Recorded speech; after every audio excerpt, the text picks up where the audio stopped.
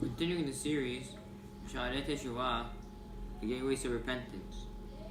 Last time, we left off with the fifth principle, which was worry. Today, we'll continue with the sixth principle of teshuva. So sixth principle, hashishi. So Ronnie says, we're on now Saif Chaf Aleph, says hashishi, the sixth principle, habusha, shame. So explain. Kanyan shene'emad boshti vegam nechlamti ki nasati hitpat ne'orai. What should be ashamed? Because it says in Yirmiyah that I was ashamed and I was also humiliated because I bore disgrace of my youth. So basically, Ronnie just shows a source over here that shame is one of the 20 principles of teshuva. So now Ronnie is going to explain why is it so important to have shame when doing in the process of teshuva. So Ronnie says,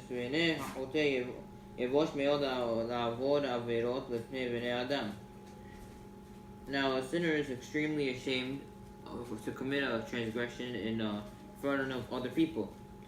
He'll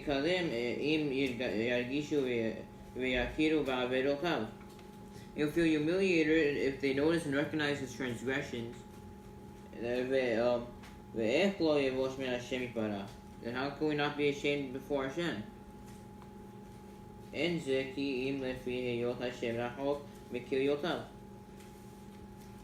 There's no other reason that the presence of Hashem is far from his consciousness. How can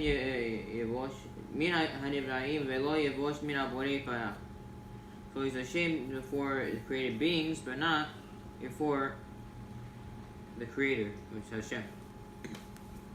So Ronnie is telling us over here, the reason it's so important is because we know when someone does something wrong, he gets embarrassed, he's ashamed of himself. Something happens.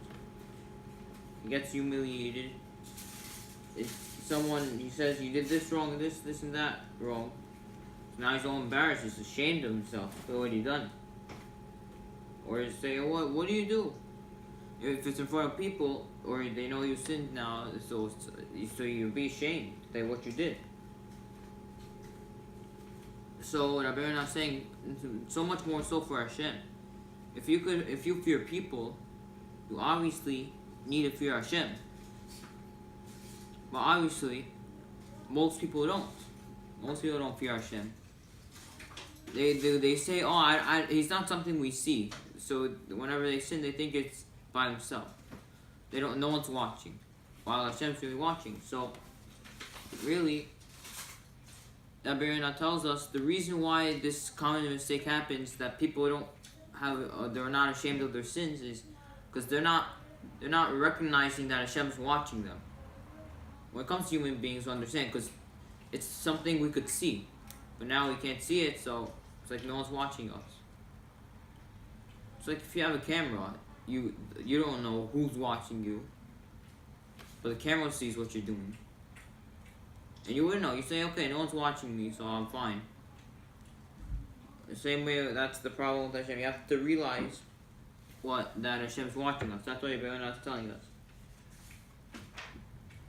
Because if you don't recognize that he's watching, then you're going to come to sin. And that's how you be ashamed of your sin. And now Ronnie says, חכמים זיכרונם לברכה said מעשה ברכות כ"ח עמוד ב' that כי בשעה פטירת רבן יוחנן בן זכאי. The time when Rabban Yochanan ben Zakkai was about to pass away, famous Gemara, אמרו לו תלמידיו רבנו וברכנו, his student said, bless us, the teacher bless us. אמר להם יהי רצון שהם מורה שמיים עליכם כמורה בשר ודם. Said to them, may it be the will of Hashem that the fear of Hashem will be like the fear of the flesh of the blood in the people. He said, our teacher, that's it, no more? Meaning, why shouldn't our fear of Hashem go past the fear of human beings?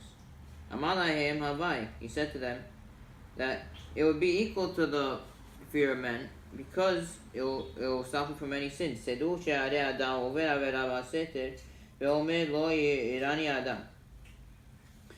that because when a person commits a sin private, he says, "Oh, no one's gonna watch me."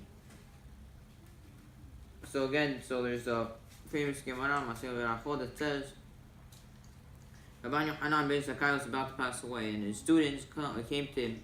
They asked for a beracha, and the beracha was that you should fear Hashem like you fear people. They asked, why like people? Why not beyond people? And he said, because not that it's not good to, of course you're supposed to try to fear Hashem beyond people, but just fearing Hashem like people is already a big accomplishment. Because it's good. You know how much sins it's going to stop you from? Because he says, if no one's going to see me, I could do sin, but now you know Hashem's watching everywhere you go. So there's nowhere that that Hashem doesn't see you. So that's the point over here.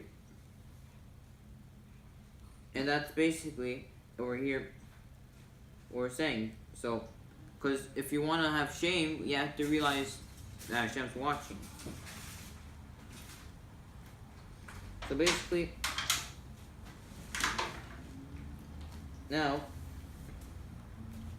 continue with Saif Hafid. And Rabbeinu tells us what's the highest level of this principle over here of being humiliated and to be shamed.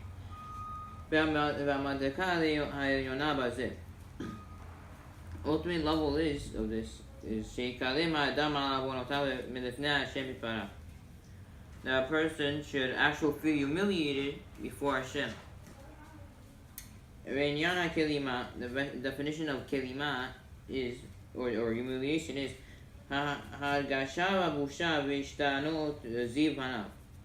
it's like a tangible feeling of shame, such as someone his face changes color. Says in Yirmiyah, humiliation covered our faces. And how does that show that it means over here what we're saying? Because in the Torah it says that all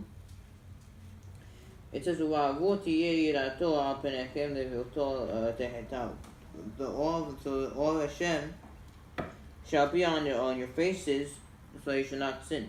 So how can the awe be on someone's face? So the Gemara Nedarim says that verse 2, like it's kind of like an emotional type of shame, like you see it, and that obviously is like if someone's face turns red or something. That's a part of it. Since the pasuk concludes, should not sin, we learn that this is teaching us the attribute of fear of sin, the fearing of sin. So again, the point is that since over in the Torah I also used it like this. So over here also in Riyah, it's used the same way that it covered our faces, meaning it turned different color.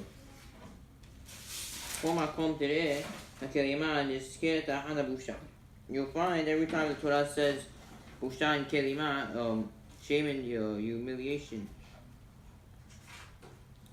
that they are mentioned after first shame is mentioned, then humiliation. Why? Because it's more than shame. It's more intense than shame.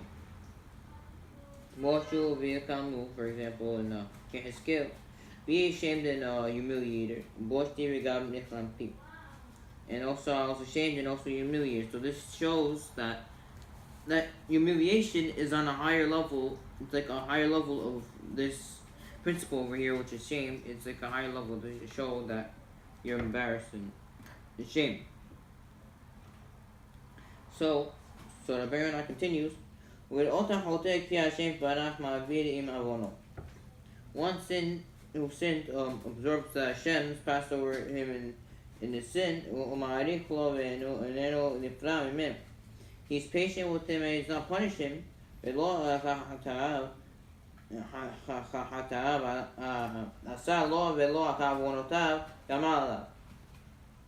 Now he's treated him according to his transgressions, no, he didn't not repaid him according to his sins. The sense of embarrassment of his heart will increase even more. He'll say to himself, why someone if someone sins to the king of flesh and blood and rebels against him, the king forgives him. What's his reaction? He's embarrassed before him. So obviously that means how much more so to be embarrassed before Hashem.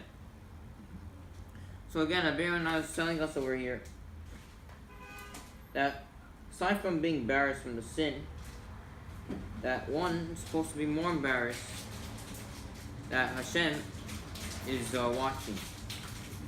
So much more so. So basically the point is over here that if one says that if he takes this, he keeps this in mind that I have a lot to owe Hashem. I don't do much for it. I owe a lot to Hashem. I sin against him, and Hashem has a lot of mercy on me. That's how you get this embarrassment. This is how you have shame. That's what everyone else is telling us. So how do you get shame? By realizing how much Hashem does for you, but how little you do for Hashem. I barely do anything, and plus I go against him, and he's still... The fact that he just keeps me alive, the fact that he has mercy on me, he delays the punishment, gives me a chance to do teshuva, is already something I have to be very grateful for. And Rabbi Ronnie brings the source over here. Says in Yehezkel, למען תזכרו ואבות ולא יהיה לך עוד פתחון פה מפני כלימתך ופרי לך וכל אשר עשית. Why don't you remember and be ashamed? You remember and be ashamed so that you'll no longer have an excuse because of your humiliation when I forgive you for all that you've done. That was Hashem speaking. Rabbi said, Masek Berakot, Yud Bet Amud Bet. Explanation to this verse. Something very interesting.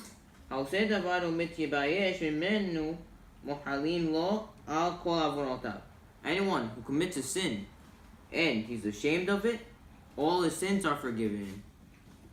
So Rabbi Ronnie tells us over here. First, he brings a pasuk, and how does it show that that if you're embarrassed and you're ashamed of a sin, that it forgives all of your sins? It shows it because it talks about ashamed. The pasuk says ashamed. Now, if you'll be ashamed, you'll no longer have an excuse because of your humiliation.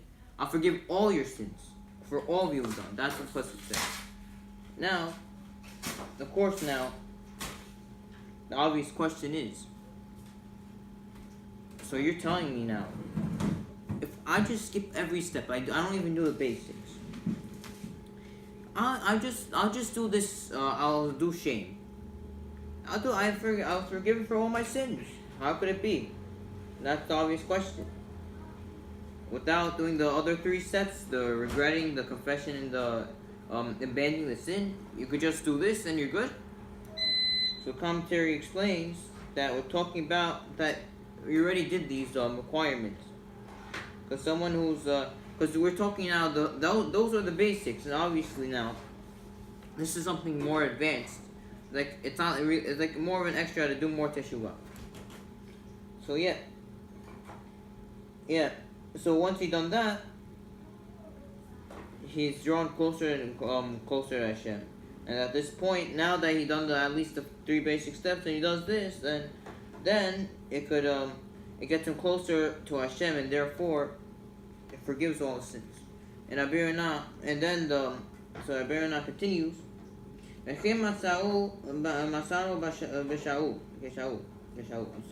we also see this with Shaul Amelech. He was also ashamed of his sin and he got it forgiven. שמע ולא אני עוד גם ביד הנביאים גם בחלומות. So when Shaul called Shemuel through through the black magic, so Shemuel asked why Shaul disturbed him. So what did he reply?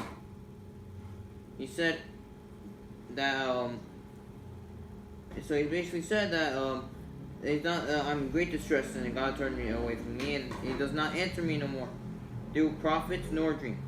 But he missed that one point. Shaul did not mention that God did not answer him through the Urim Vetumim.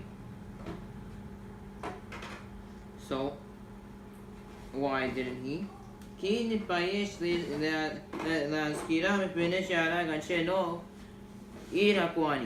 Because he was ashamed to mention the Urim Vetumim since he killed the people of Noah in the city of the Kohanim.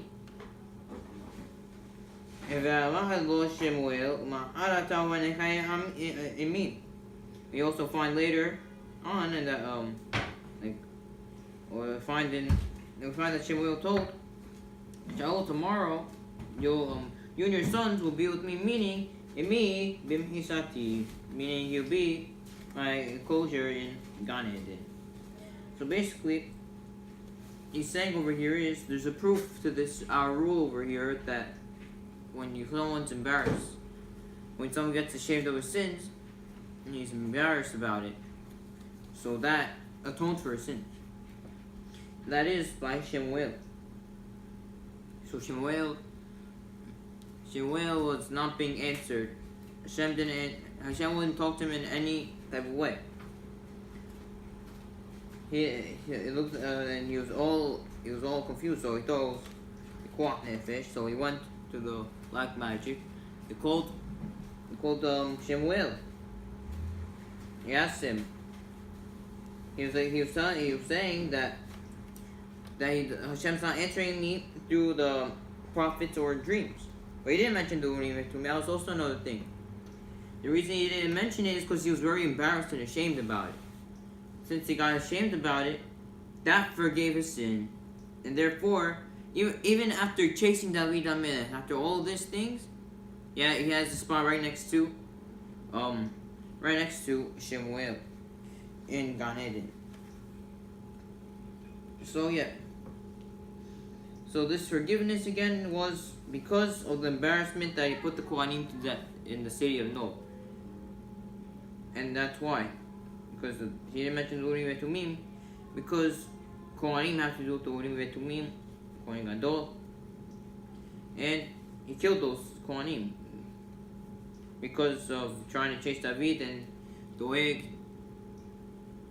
told him that David Amelech, the Kohanim, gave food for David Amelech to eat. So he got mad at them, he killed all of it. So that's the point over here. So now Rabbeinu discusses how could you reach such a level of teshuva. Yasig Adam Madregat Abusha. The person can attain the level of being ashamed for sins. By secluding yourself in order to understand the greatness of Hashem.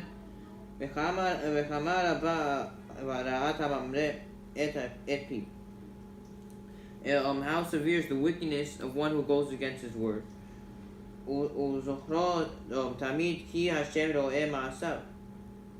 And by constantly reminding himself that even when he was among people that Hashem observed all his deeds. And he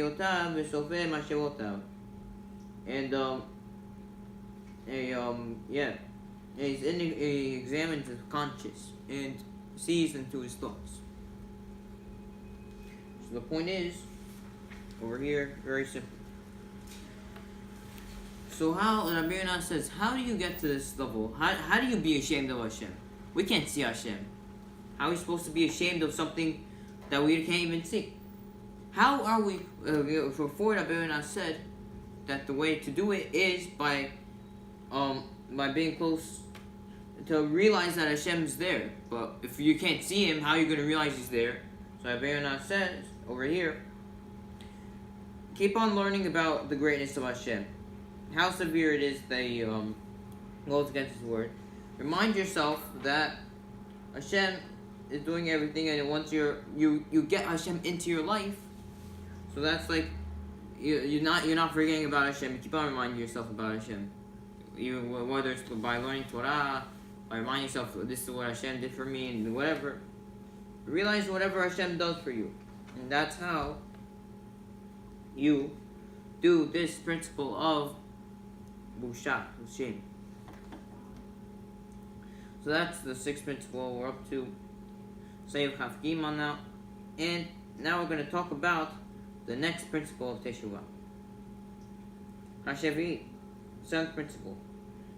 Hakeniya bechol lev ve'ashivlut. Wholehearted humility and loneliness. And you might say, what is this doing over here? What does humbleness have to do with teshuva? So we'll explain. We'll see what Abayana explains. So, and for one, the reason this is appropriate is because one who recognizes the Creator knows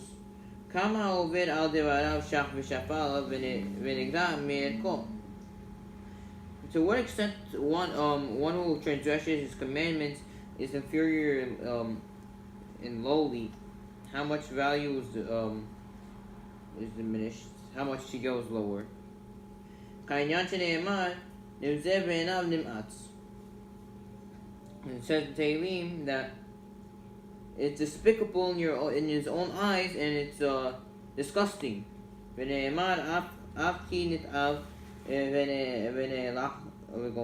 also says in Yov, surely his loathsome and tainted the one who drinks crookedness by like water.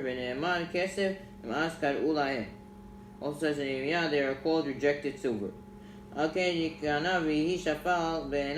Therefore, when he realizes that he sinned and wishes to do the proper teshuva, he should humble himself and should be holy in his own eyes.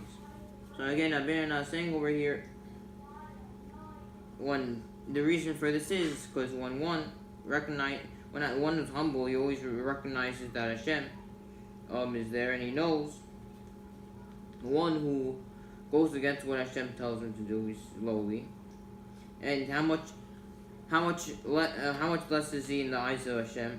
How much lower did he go spiritually now because of his sin? And basically the point is, over here, one should humble himself and should be lowly in his own eyes. So what does that mean? The difference between humbling yourself and being lowly in your eyes is, when you humble yourself, it's like how you act toward another person, toward Hashem or a different person. It means like, someone comes to you and say, you did this very good. Say, no, not really. Being lowly in your own eyes is yourself. You're taking out yourself. I'm not the guy. Like, you actually think that's what you are. You're not anything great. So humble again is to people and to others, to Hashem, and be lowly in your eyes means it's to be humble, like yourself. That's what it means. So the Abayana says this is actually. It says David alav shalom. David Melech alav shalom.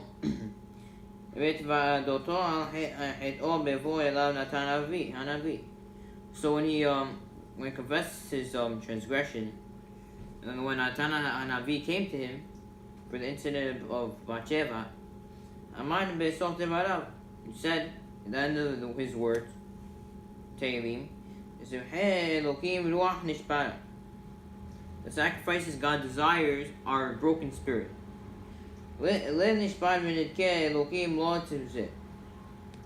Are broken and humbled before God, you're not despised. Now, a broken spirit is a humble spirit. למדנו מזה כי ההכנעה מקרי התשובה. Now we learn from here that humility is one of the principles of teshuva.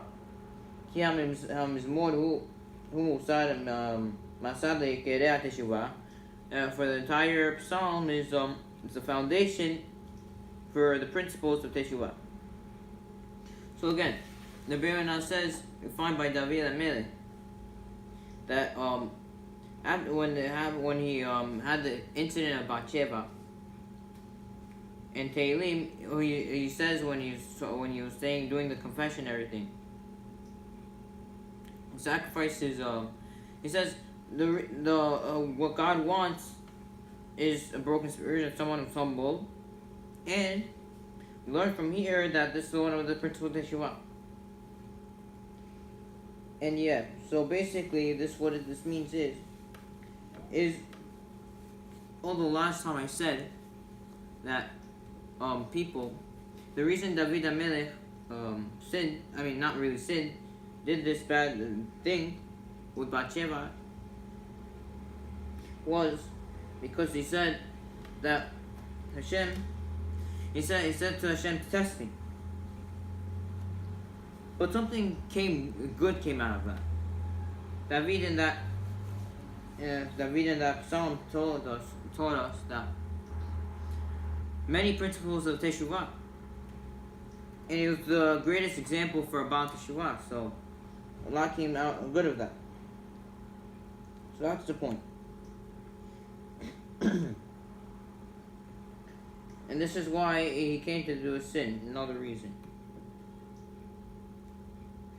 Okay, so now we continue.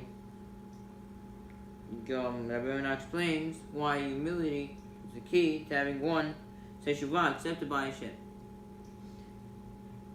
ובהכנעה יתרסה האדם אל השם. To humbling yourself, a person finds favor before Hashem.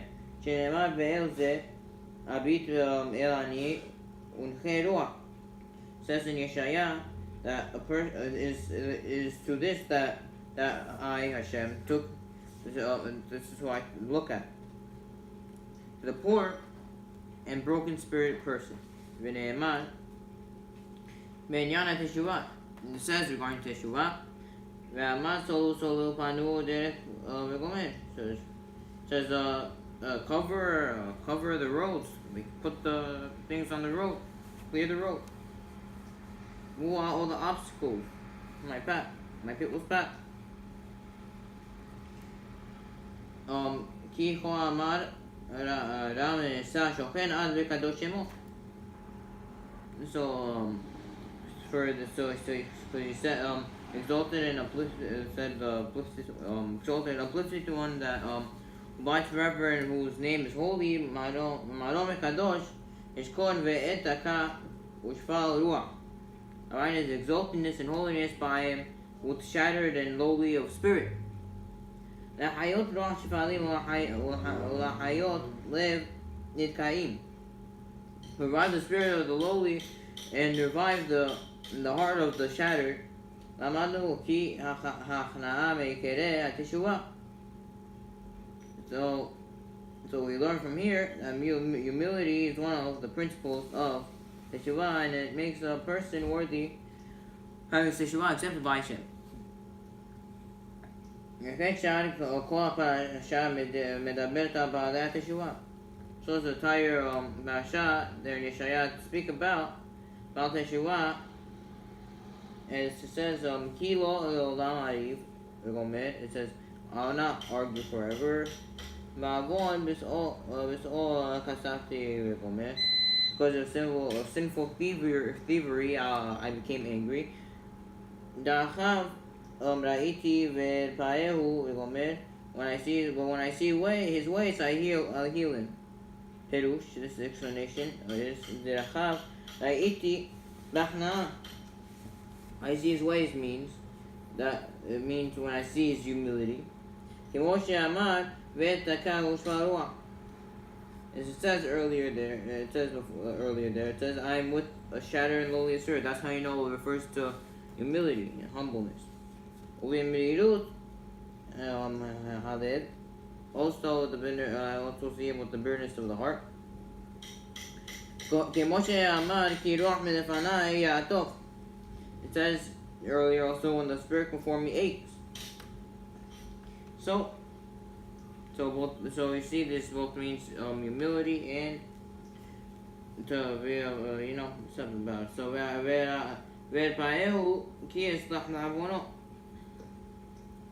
so it continues that I'll heal him by forgiving your sin.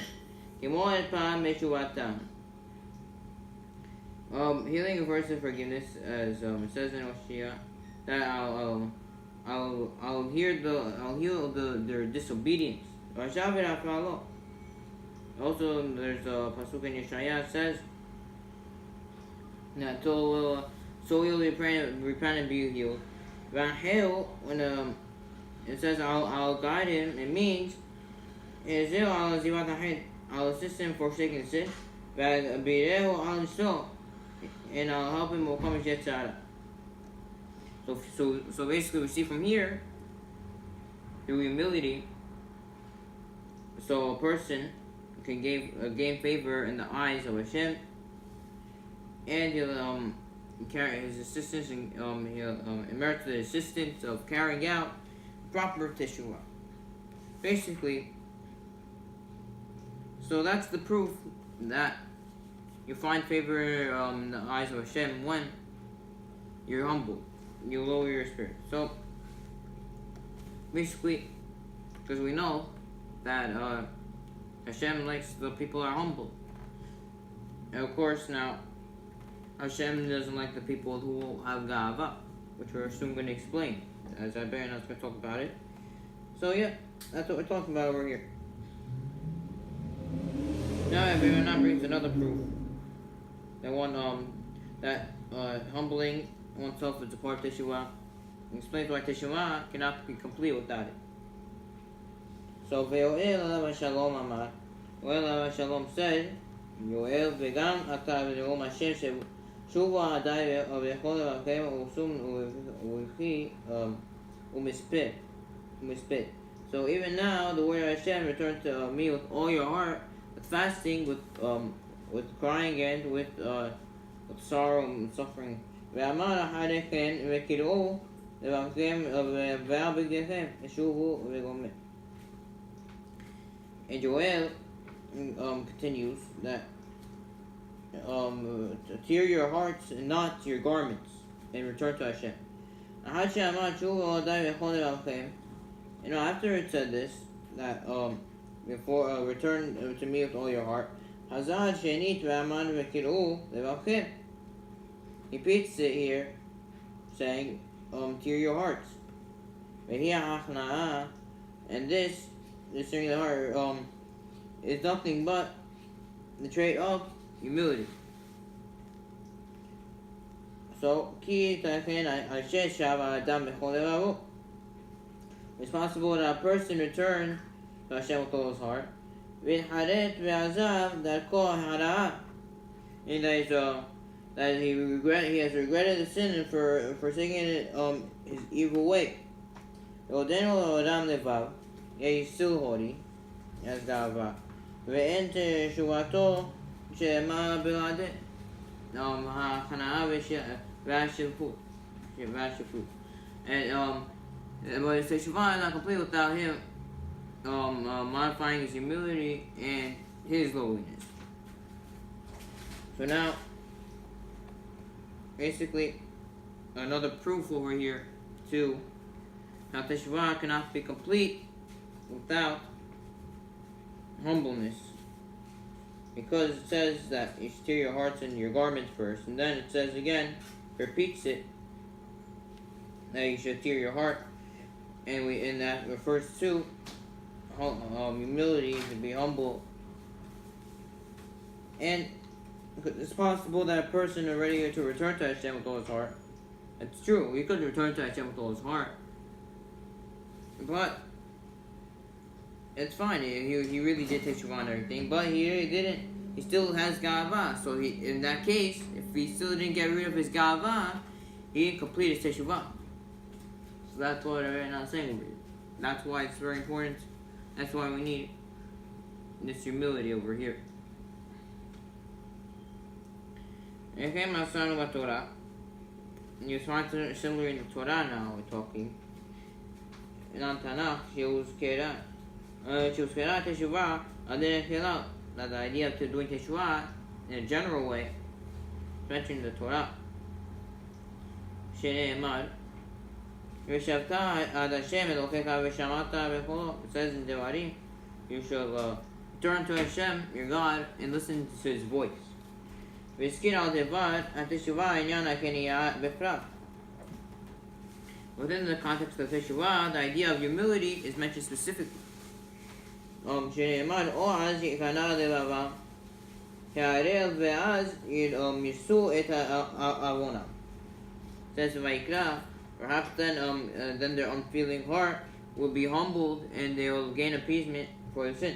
Ramnu ze'olam b'torat kohanim, and Achamim, as Ronnie said in Torat Kohanim, Esad teshuva diber hakatuv. The talking about over here the concept of teshuva, and the fact that the Torah specifies humility shows its importance in the process of teshuva. So yeah, Rabbi Ronnie just saying that the Torah, to do teshuva is said in the Torah. Also, humility is mentioned specifically, and that's the point. So obviously now the pasuk over there is not saying that the only thing you have to do is be humble and then your teshuva is complete. Obviously not. It's just showing that it only brings appeasement for the sin. That's why pasuk says that, because really he didn't do complete teshuva. It helped him out, but he needs still of course he has to do his other parts to do teshuva. So, in continuing, Rabbi Ronnie continues, Saif Kaf Dalet. He explains what humility entails. So, Veda Chi Hamalot HaKna'ah Rabot. Know that there are many degrees of humbling oneself. As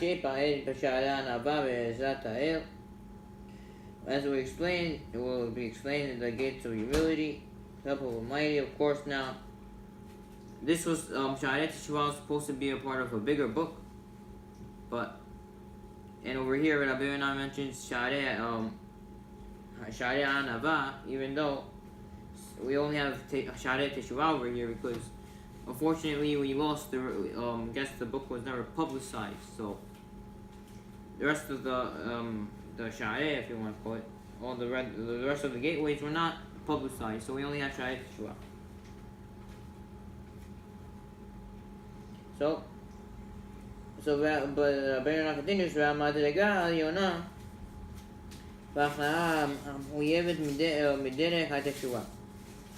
The most advanced level of humbling, which is required as a part of the process of teshuva, is שיגדיר ויאדיר עבודת השם ואל יחסי טובה לעצמו. I want you to increase and enhance his service in Hashem, but not to take credit for what he does.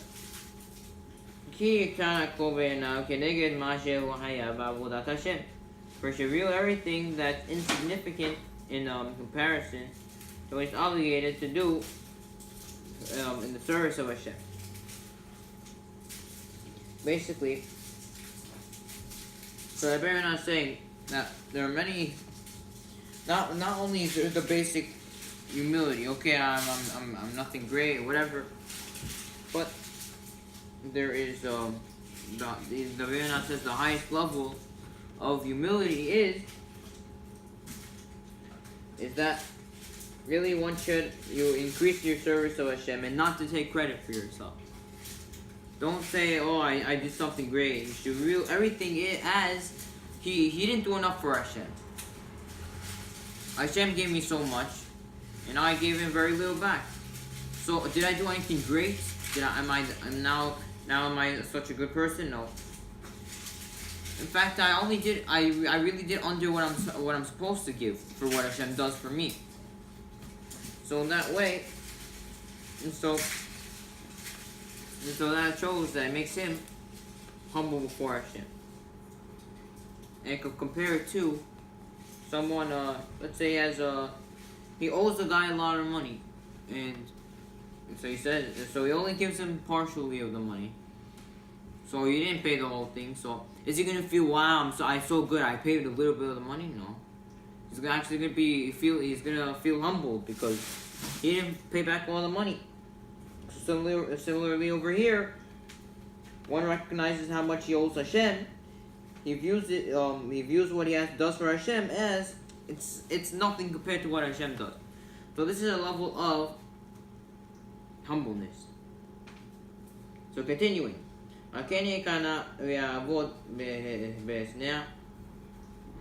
Therefore, when someone does teshuva, he should humble himself and serve Hashem with modesty.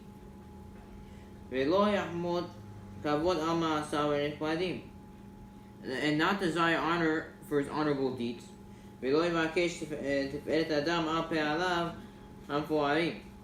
Nor seek people's acclaim for his praiseworthy accomplishments. Rather, should hide them from people, his knowledge to the best of his ability. So, Rabbi tells us over here. So, it means a person is supposed to serve Hashem to the best of his ability. He's trying to hide himself, not to show that he does things good, and not to desire honorable deeds.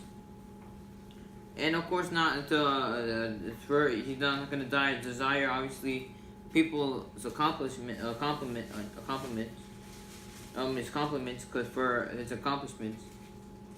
Rather, he tries to hide them as much as possible. And I want to tell you, if people think, okay, we think, okay, yes, the definition of humbleness is to make yourself lower. It's correct, nothing wrong. Okay, it's a part of the humbleness, the humility. You make yourself low, you say I'm nothing great. That's one part. But in reality, by praising other people, they're saying, this guy, you bring up this person, he says, this person has this and this and that, is also a part of being humble. And you could say, what's the connection? And the answer is very simple. Because when one praises someone else, says you're great, he's showing the other person's great, but he's making himself like I'm the forgettable one. Look, he's praising other people. He's getting people off himself, saying how great other people are. People are forgetting, they're paying attention to this guy now. Wow, how great is he? And every person has something good about them. It's not just tzaddikim, also reshaim. They have something at least, one thing about them that's good. They do something good. They have to have something. Maybe they're generous. Maybe I don't know. There's a lot of things. So yeah, that's what Abaron's saying over here. And so bottom line, Abaron tells us over here that by honor, don't desire honor. Serve Hashem without having to go and brag and go or do it in a public place, and so people could see. Serve Hashem, you do it without you have to show people. So up to Saif Chaphe now, and we'll continue. So Amir now brings a proof now that process teshuva demands a person avoid receiving honor for his good deeds. The idea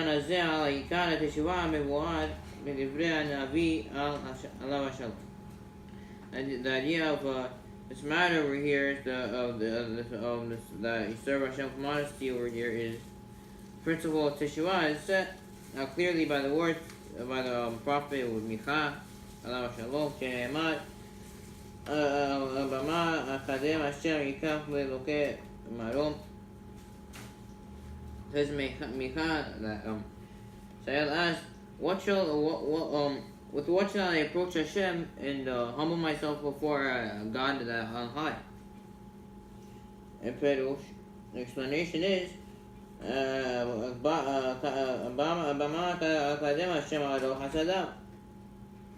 So he begins. With the prophet Micha begins with two questions.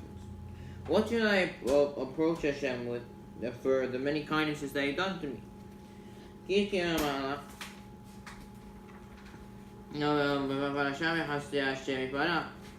It's clear that this is the meaning for some of Hashem's kindness mentioned earlier in the passage.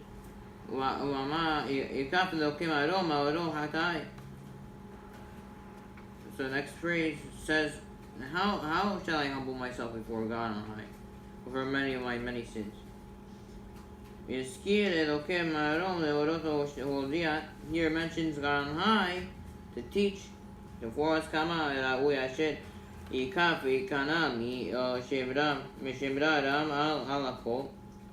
how extremely submissive and humble a person be having going against Hashem, who was elevated above all. But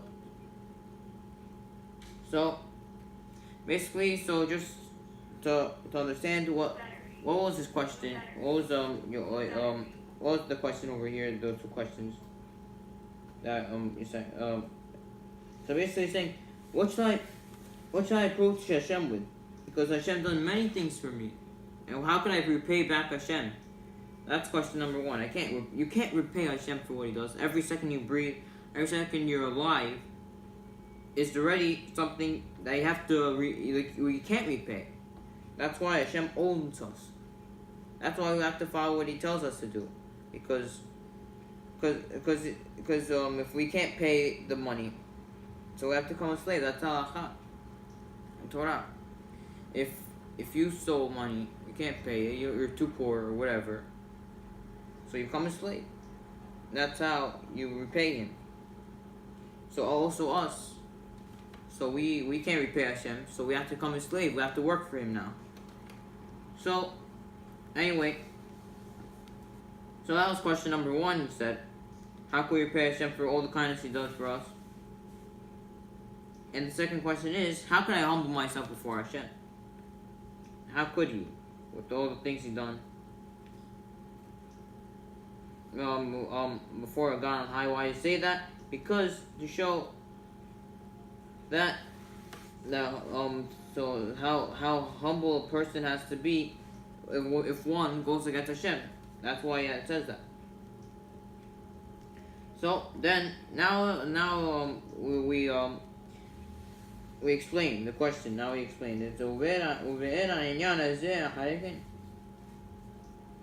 Then the prophet then explained, and we elaborate on this matter. It says,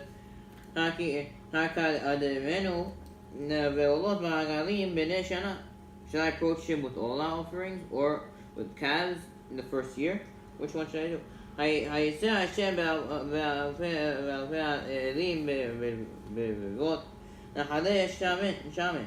Will Hashem be appeased by thousands of rams or tens of thousands of streams of oil?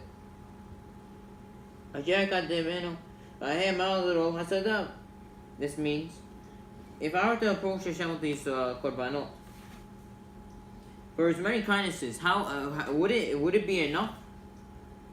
That in the next statement, next statement, shall I give over my firstborn to atone for my disobedience, for my sins? It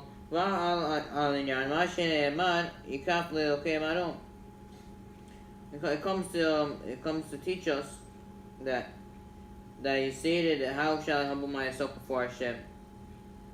So it comes to elaborate. It comes to elaborate on what we said before. Ve'amad needs to say like this. Can I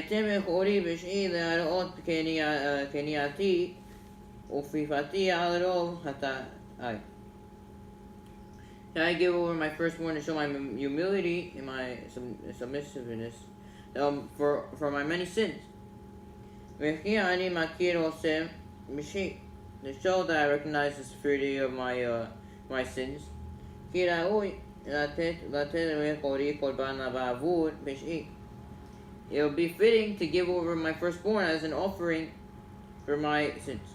כי רע מאוד וכי עצום, since it's very great and severe. פרי בטני חטאת נפשי. So it continues, the fruit of my belly, to atone for the transgression of my soul. הזכירה הפשע באחורי ועתה פרי בטני. He mentions my firstborn as atonement for his sin, and the fruit of my belly for the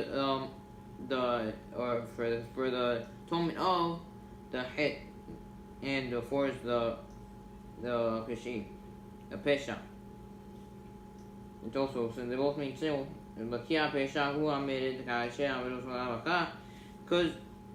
because pesha is referred it's explained as it's out of rebellion. You go against Hashem out of rebelling, as Hachamim say, Asek Joma, Lamed Vav Amud Bet, Vehu Kaishe Mina Hid, and that's worse than transgression, which is unintentional.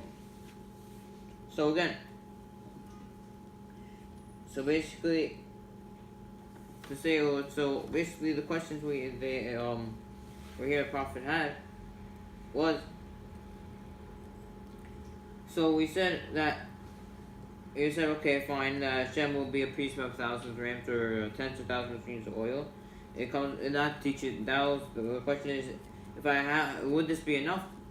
Then we said, should I give my firstborn for my sins? So it comes to show, explain the other question we said earlier. How could I humble myself? And then he gave so then we said, so should I give my firstborn as to Hashem? Because when you do a pesha, you do a sin that you're just doing it out of rebellion for against Hashem. So it's a much bigger sin. And when you do it out of, it's unintentional sin, so it's obviously less. That's why you give less for a hit. And because there's three categories of sins, of ways you could do sins. And there is hit, which is the lowest level of sin. You do it, a sin by mistake, something happened. Unintentional sin. So, yeah, in that case, you did an unintentional sin. Back then, if you did a sin by mistake, you bring a korban. Korban hatat, which hit for sin, unintentional sin. And then it's avon, which is obviously a sin that you do because of your desires. You just do it. You do it not because you want to rebel Hashem, hasbi shalom. You couldn't control yourself. You decided I got the best of you, and you sin. There's also pesha, which is you sinned. Why? Not really because I desired it. I wanted to go against Hashem. I wanted to make Hashem angry. And that's over here we're talking about. That's pesha. That's why you would have to do more teshuva. Obviously, the bigger sin you do, the more teshuva you need. So if you do a sin out of rebellion just to go against Hashem, so obviously now you're going to need teshuva, much more teshuva than if you did it unintentionally. So now we're going to have the answer to these questions. There are two questions over here, which were that how we humble ourselves before Hashem, and what can we do to repay Hashem for all the good things that He does for us. So, V'ayta teshuva. The response is as follows. He has told you, man, what is good. ומה השם דורש ממך כי אם לעשות משפט ואהבת חסד. What does Hashem require of you but to do justice and to love kindness? walk מעשי with God. כי זה אחד מן העולות והמנחות. For it is more desirable than all our mincha offerings. לקדם בו את השם על חסדיו. With what you to approach Hashem for His kindness, והשנאה ללכת עם אלוקיך. And the prophet concludes to walk modestly with your God. And in this phrase, he answers the second question: how to humble yourself before God. How? Does it mean to say, this is the primary needs of humility and submissiveness before Hashem. לעבוד את השם בסנאה, to serve Hashem with modesty, without drawing attention to people, to yourself, and to try to avoid attention. For this demonstrates that you will humble yourself before Him.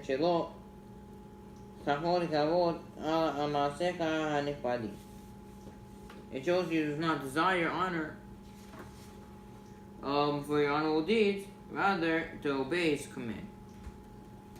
So how does the prophet answer a question over here? How does Micha answer a question? It says that the answer to question number 1 is how do you repay Hashem for His kindness? All Hashem asks is follow the Torah, go follow the ways of Hashem, do justice and love kindness.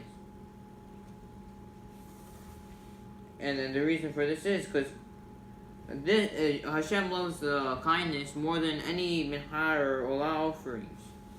It's much greater. Hashem will love it much more than a korban.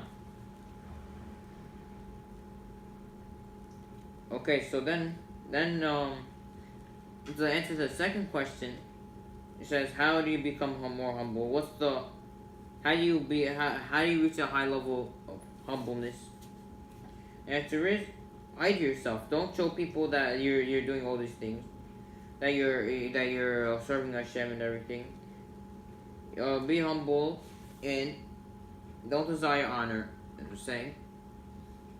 And do it only because, not do it for your honor, just do it because that's what Hashem said. Just purely because of the command. So that's what we're saying over here. So, now Barry adds to this. It says, אף כי על המעלות אשר לא יחפוץ בהם היוצר את יסודיו כי אין להתפלל בהן. So since it's appropriate to avoid a claim for even for one to serve Hashem, certainly one should not take pride in the attributes that Creator does not seek from His creations. So take gava. Kimon said v'agevura, such as wealth, physical strength, physical strength. וממיני החוכמות, סועתי השכיל והדוע את השם יתברך. All the forms of wisdom that other than understanding and knowing Hashem, השם יתברך, כמו שאמר, אל תעלל חכם בחוכמתו, וגומר, says Emiya, Hashem said that let not the wise man glorify himself with his wisdom. Now, and that's what we're saying. Basically, the point is, over here, one should not, besides from not having gava in spiritual things, in that you learn Torah, you do this and that. It's also physical things. Don't show off. You have muscles, you're a strong guy, or you have a lot of money. That type of things. Those types of things also, which is obviously stating the obvious, is also you're not supposed to show off in those types of things as well. So, basically, continuing. So there's another reason, so we're up to now, and there's another reason why humility is included in the principle of teshuva. About teshuva is required to have humility.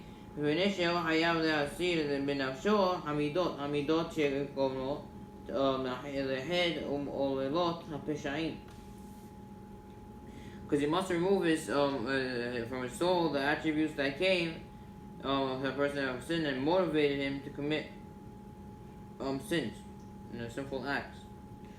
And haughtiness is obviously one of them, as Abirina is going to talk about right now.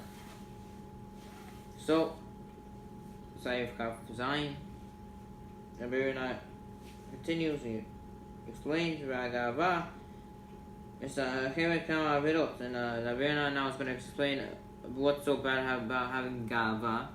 It's very important. Gava brings many sins. Magberet Yesed Lev Ad Hadam Alav.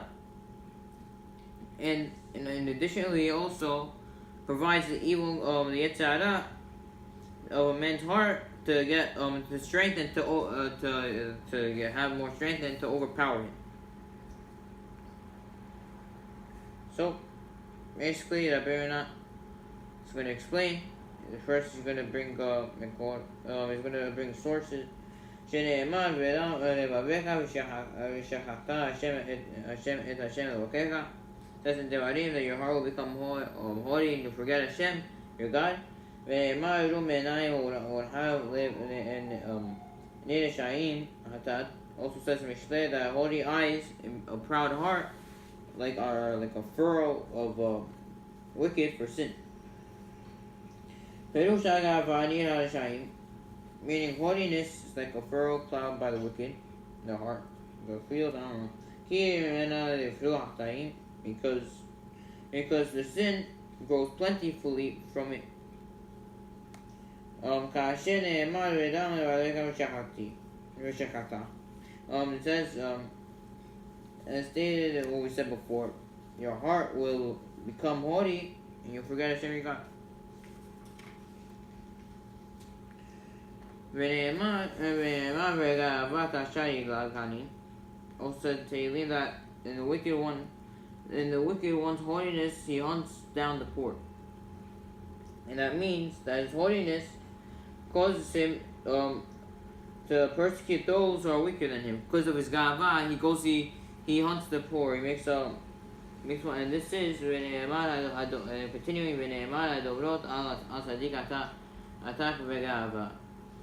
It says also, it says that that speak harshly about a righteous one with gava, arrogance, which obviously comes about because of his gava. That's how he talks Lashon Hara. ונאמר אשר נתנו היתיתם בארץ חיים. It also says in Yehezkel that who instilled terror in the land of the living. And over here Yehezkel tells us that speaking harshly about the wicked people who use the power to frighten other people. And this obviously comes because of Ga'ava. You fear people, you put fear into people, all Ga'ava for reasons. So, continuing. וכמו שעושים בני אדם מבשדה. As the people plow the furrows in the field, כדי לפרוט בו הזרע ולאסוף רוב תבואות, or to make it see that they grow plentifully, so they could be able to gather a large crop. כן עושים הרשעים את הגאווה ניר בלבבם.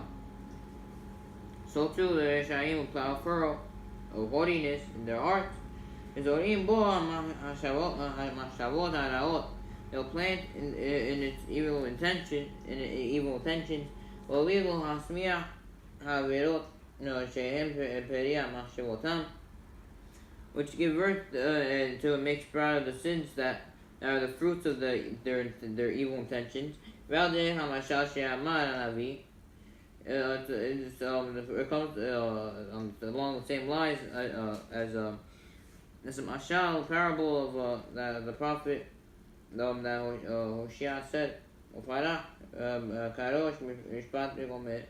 that the judgment will sprout out like a hemlock poisonous plant on the furrows of the field.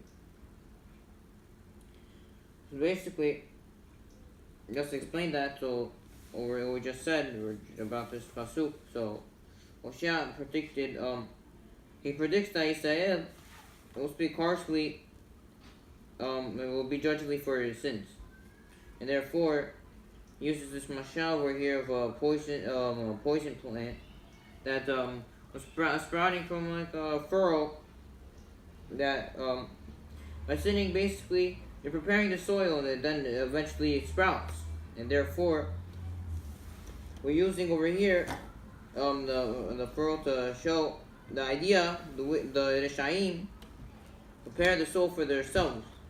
They have ga'ava, and of course when they have a lot of crop, it means they have a lot of crops of sins. Well, that's what it means, crops of sins over here. So yeah, that's the point. Anyway, so what Baron is telling us over here is very simple. Ga'ava brings upon a person many sins. Why? Why is Ga'ava bring sins? What's the connection with Ga'ava and all sins? You can't. There's no possible way to do a sin without Ga'ava involved with it. And the simple reason is because the humble person, on the other hand, if he realized what Hashem that he's going to sin against God because of his desires, so he won't do it. He'll sacrifice his desires for Hashem. But if you have Ga'ava, you have all ego. Oh, I want to do for me. I want my desires. It comes before what Hashem wants. I'll do what I want. So that's the point over here. That's why Ga'ava leads to all sins. All Ga'ava, all ego, pride leads to sins. It can't be that you sinned without any Ga'ava involved with it. And that's what happens when you have a lot of Ga'ava. So, basically, so we also are giving this mashal that you grow in the furrows.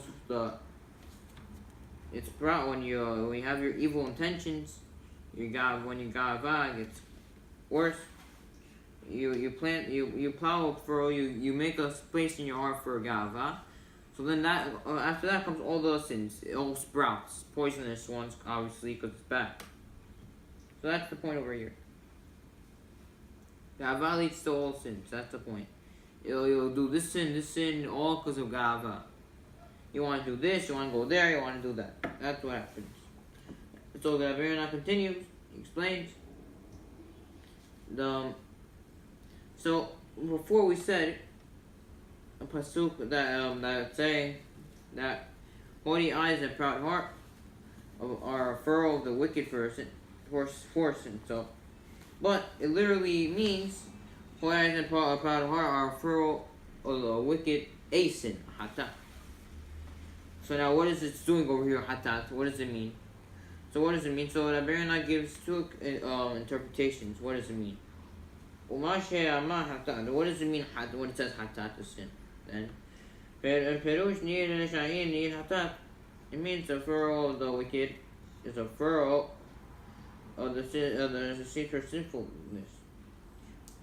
Because although hatat it's singular form, actually refers to many sins.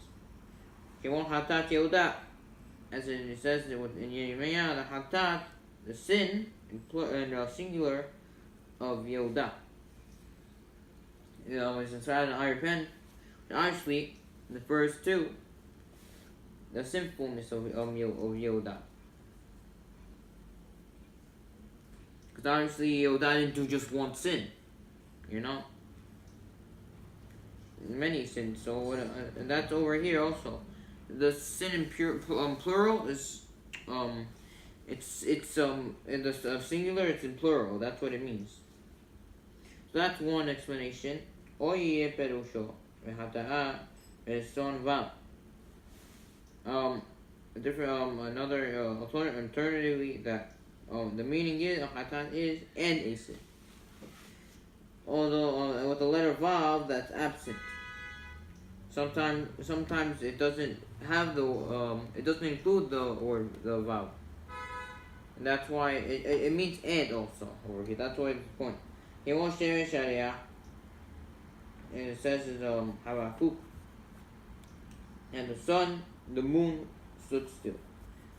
And what does that mean? The sun and the moon stood still. It means the sun and the moon obviously stood still. Still, even though it doesn't say and, doesn't have the vav, but obviously you can understand it means and. According to explanation, what this means, aside from the holiness, besides from the fact that holiness causes many sins, possessing this trait is a sin unto itself. It says in Mishlei, every holy heart is an abomination to Hashem.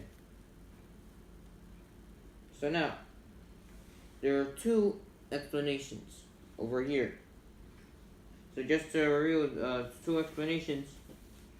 So one, it means the holy eyes and a proud heart are for the wicked for sinfulness, for the sins he done. That's what one explanation. Other interpretation is, so the reason holy eyes and proud so holy eyes and proud heart are full of wicked and sinful. So meaning, according to the second interpretation, even though both of them are true, the second one's just teaching us over here that gava is a avera. You can't have gava. That's the point. So, continuing, Rabbi now explains, second point he made, Ga'ava causes a person to be overpowered by his evil inclination. Uvala Ga'ava inside Riyadiso. A holy person is given into the hands of the Yetzirah. Ki Ezer Hashem Imoa Hare Asher Hu Ka'avat Hashem. Because he will not benefit Hashem's help, or incurring Sisara, since he's an abomination to Hashem. So the point is, over here, very simple. Basically, the Ronnie is saying over here that the point is very simple. So, what happens if someone has Gava? He's going to be given to the hands of the Yetzirah. And because we said before, it's an abomination of Hashem. So, why would Hashem help such a person? And if the Gemara in Kiddushin tells us that the Yetzirah renews itself every day, and Hashem's not going to help him, where's he going to be? Obviously, Hashem says, the Yetzirah has come, take him. I don't care. Because he has Gava. He's all with ego and his pride. So, that's what it's coming to teach us over here. That's what happens if someone has Gava. So, now up to Saif Chafet, and up until this point we're talking about humbleness toward Hashem. Now we're going to talk about humbleness towards a person. About teshuva also needs to humble himself. And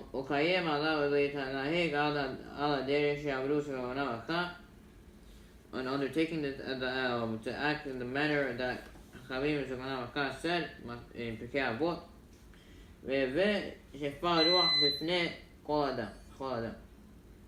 be of humble spirit before every person. Even and Rabbi Ronnie explains over here in Pirkei Avot, not to everyone, even to people who are below you. So continues,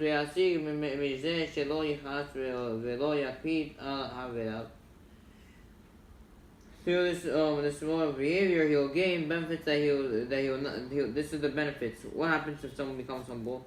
Benefit. He'll gain the benefit that he will not become angry or upset as fellows for any reason.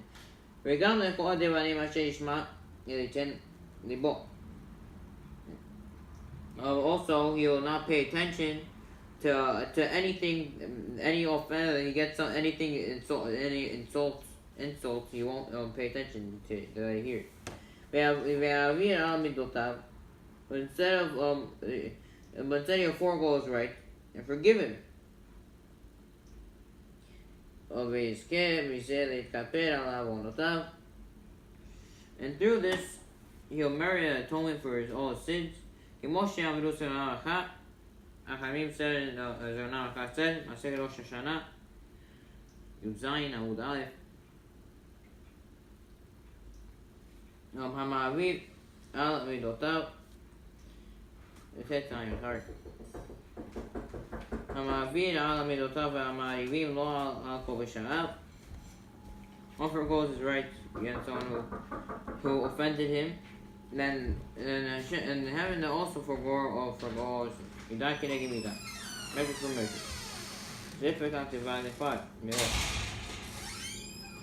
And this is a very important opening of hope for about Tשובה, because it's a lot of atonement for sins.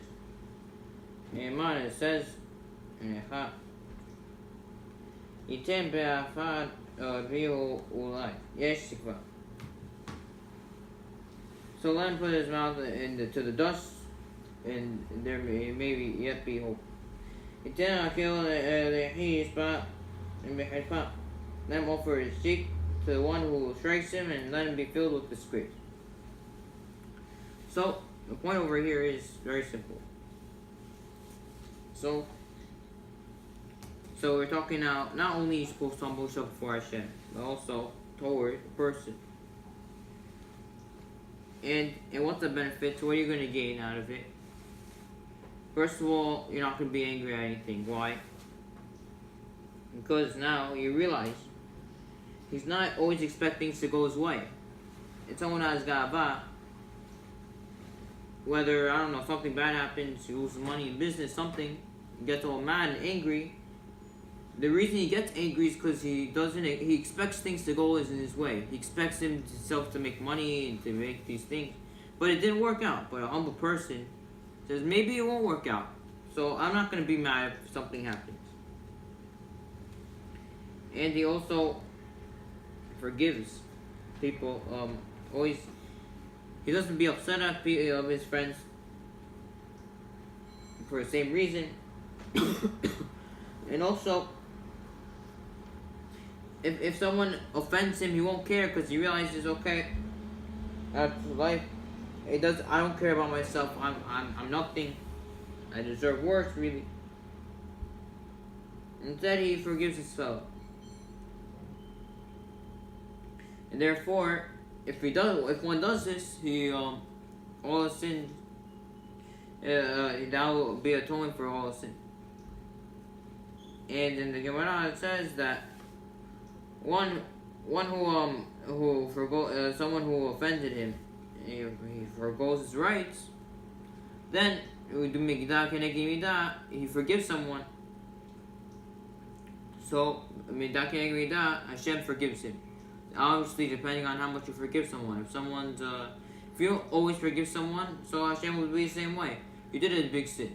You did this.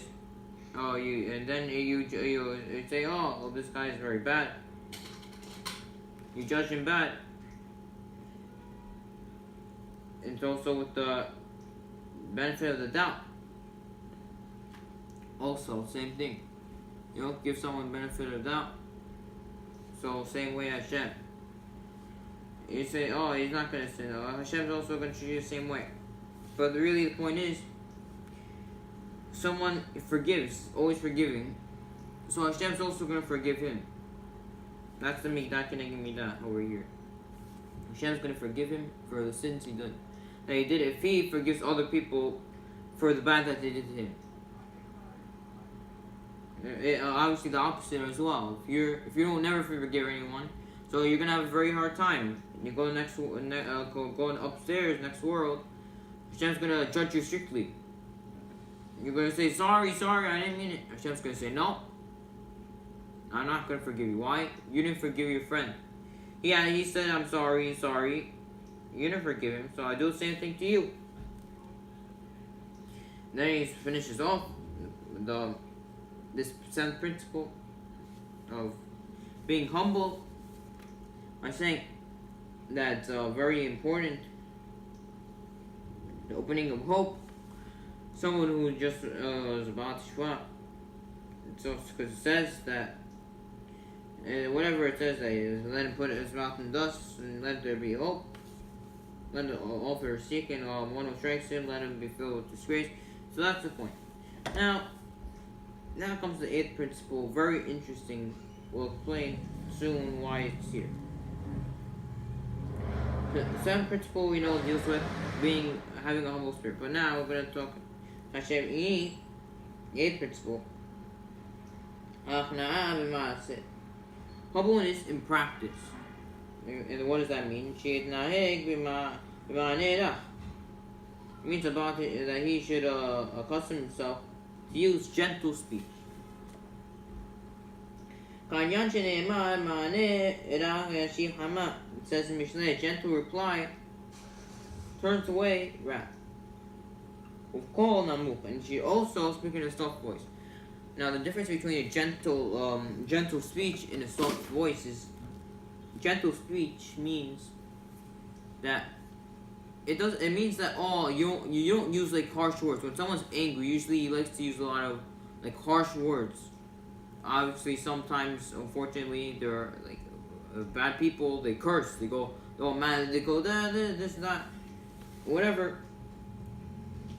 But when someone's humbleness in his practice, meaning he's showing his humbleness in a way. It's like he's doing the humbleness. It means he says, he talks like in a way, gentle words. That's what it means. And the soft voice obviously means he talks in a lower tone. You know, doesn't talk like all that, and just goes like, hi, how are you? That's the type of tone.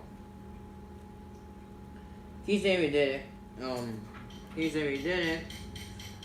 Luke. This is an important aspect of the manner of loneliness. כמו שנאמר ששפט מארץ לדבר מעפר תשע אמרתם. Then in Yeshaya you shall sink down the ground, you shall speak, and your speech will be downtrodden from the dust.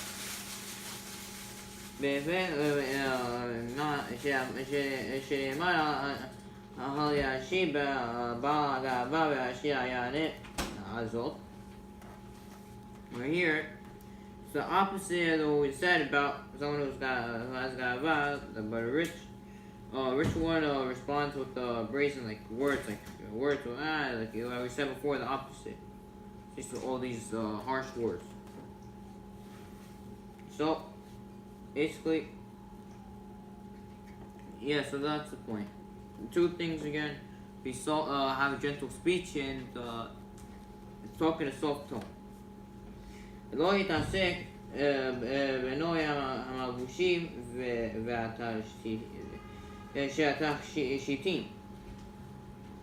Also about the teshuva should not be wearing fancy clothes and adornments, and she really should dress in simple garments.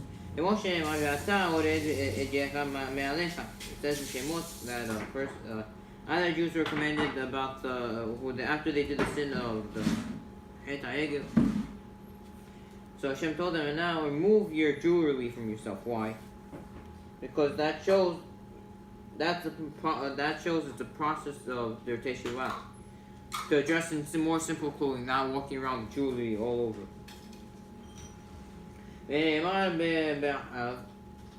Said about King Ahav.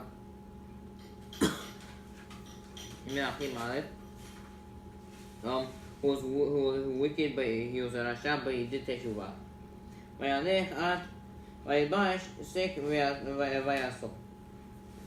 We walked about slowly. He dressed in sackcloth and he fasted. And basically continuing, and Hashem said to Eliyahu Navi, he said to Eliyahu Navi about this, Ha'iti ki Yechna Ahav. Have you seen Ahav humbled himself before me? Basically meaning, so basically, King Ahav, when he did some type of teshuva, And we see the proof over here is that he said that King Ahab was he walked slowly, dressed in sackcloth, and he fasted. So that's what we're saying over here. And now we continue. And the idea that Ahab was walking slowly, what does that mean?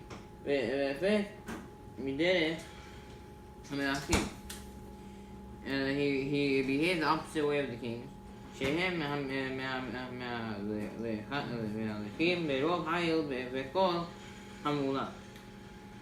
Usually walk in a large crowd and with the sound of a lot of people. So, and the bottom line is, he humbled himself in the manner that he was walking, and he's walking as well as dressed. So what it means over here when he's walking slow, it means he didn't walk with all the people and all of whatever, like usual kings do. He's walking by himself. That's what it meant. Well, you should know though. You might think, okay, Ahab did full teshuva for his sin. Reality-wise, he didn't. Even though he humbled himself before Hashem, he did not fully do teshuva, because Hashem, after that, Hashem said to Eliyahu Navi, he said, since he humbled himself before me, I'm not gonna bring the punishment during his days. Meaning, when in the next generation, I'm gonna in the days of his son, that's when all the punishment's gonna be brought. So and that is the merit of Ahab's humbling himself. The punishment was postponed. It was delayed. And therefore, if the teshuva was complete, the whole thing, the punishment would be canceled completely, which it obviously wasn't. So we see that teshuva is unlike other mitzvot, because other mitzvot are considered to have been fulfilled unless they are completed in all their details. Because for example, if one wears CC, if you wear 3 corners CC, 3 corner garment, you put the strings. Did you fulfill the sun? No.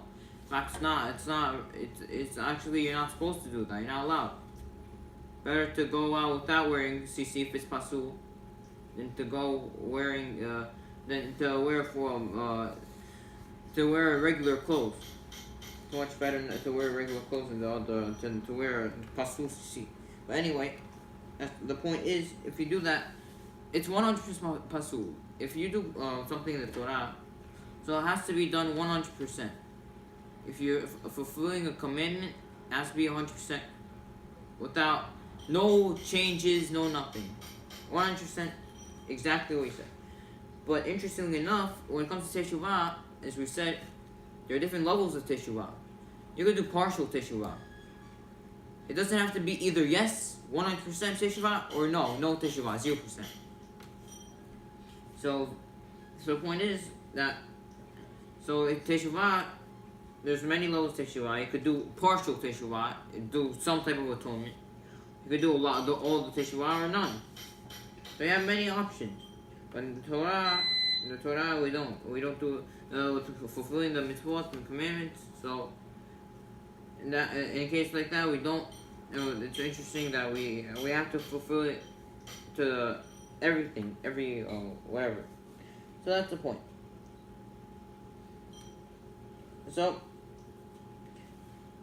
that's our point over here. So continuing. Now another thing that shows your action. What's the action of humbleness? One's eyes should always be looking downward, looking toward the floor. All those lines, it was said in Yov that and he will save those with the downcast eyes. So Rabbeinu tells us to look down on the floors. Also, it shows you're humble. And to finish off, Rabbeinu says the advantage of behaving in these ways. hearing with this signs of humbleness,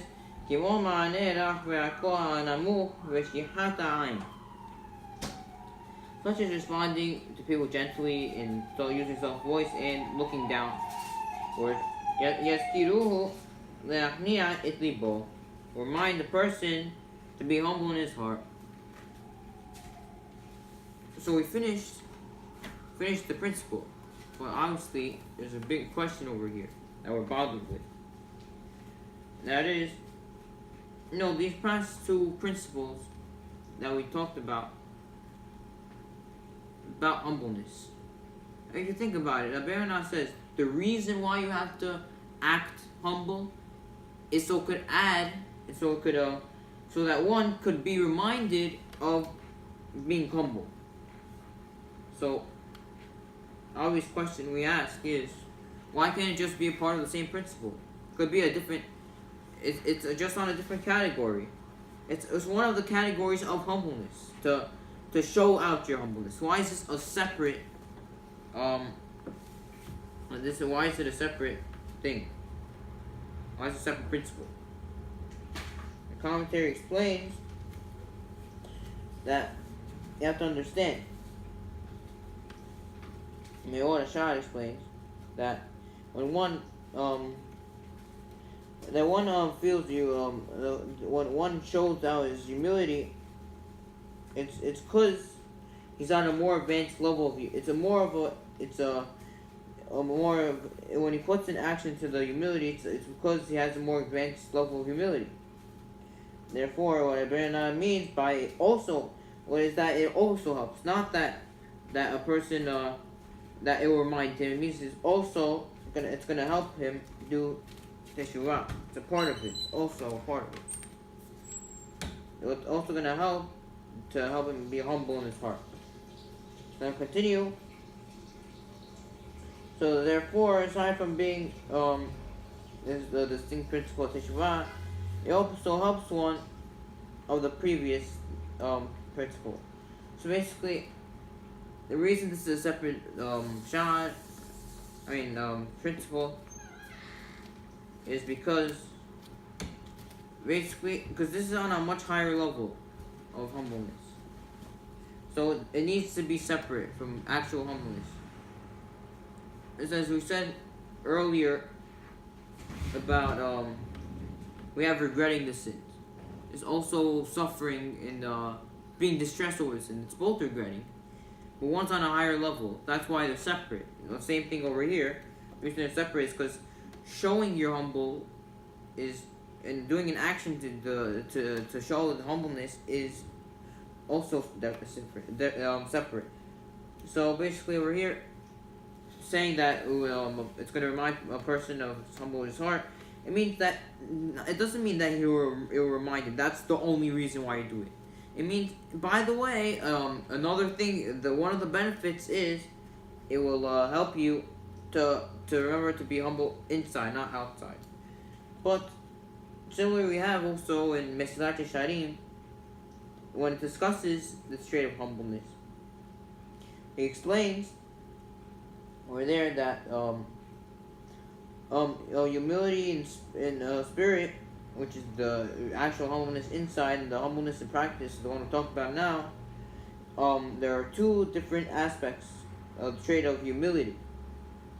And later explains through adopting the practice of humbleness, one can acquire humility of the spirit.